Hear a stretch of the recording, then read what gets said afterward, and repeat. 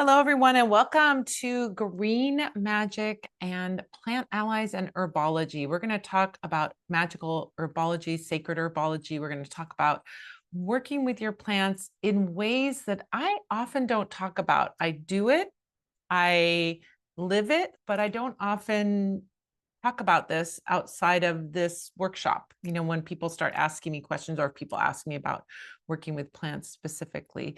So we're going to dive into some really new, interesting territory in working with plants in your magic that goes beyond the herb book that tells you what plant is for what kind of spell. So very excited to be doing this with you.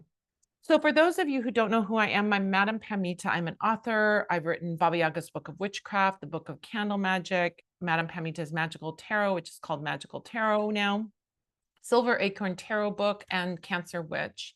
I'm the owner of Parlor of Wonders, and you can find me at parlorofwonders.com. My super passion is teaching. I love teaching classes and workshops. So you can find all my workshops by going to witchcraftworkshops.com. And you can join me every Sunday, like Bruce does, join me every Sunday for the live Q&A tea party that if you would like to be a part of that, it's absolutely free. It takes place every Sunday, and I'll talk about that at the end, but you can join up by going to spellsquad.com. And I have a couple of podcasts, Magic and the Law of Attraction and Baba Yaga's Magic, that you can find on your favorite podcatcher anywhere. You can listen to those anywhere. All right, so let's jump into what we are going to learn today. So we are going to be talking about lots of different topics.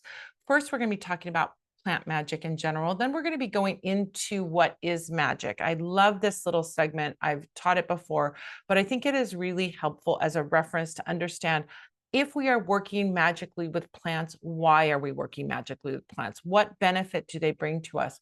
And how do we work magically with plants? So we need to understand magic and how magic works and how plants make their presence known in that sphere. We'll be then talking about sacred trees, and then we'll be talking about plant consciousness. This is where we go down the rabbit hole. Well, actually, this whole class is a rabbit hole, because as we go into plant consciousness, we're going to start to understand how we can connect more deeply with plants.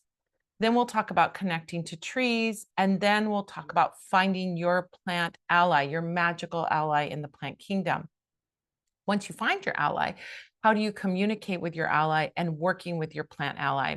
And last thing that we're going to be doing is an exercise that's a plant mindfulness practice. So I said to Bruce before we started, if you want to do a plant mindfulness exercise, like you want to do it with me, then go get a house plant that you can work with, or a plant like Bruce has his little tomato plant there that he's going to be putting in his backyard, and you will get attuned to that plant and you will have a new relationship to that plant.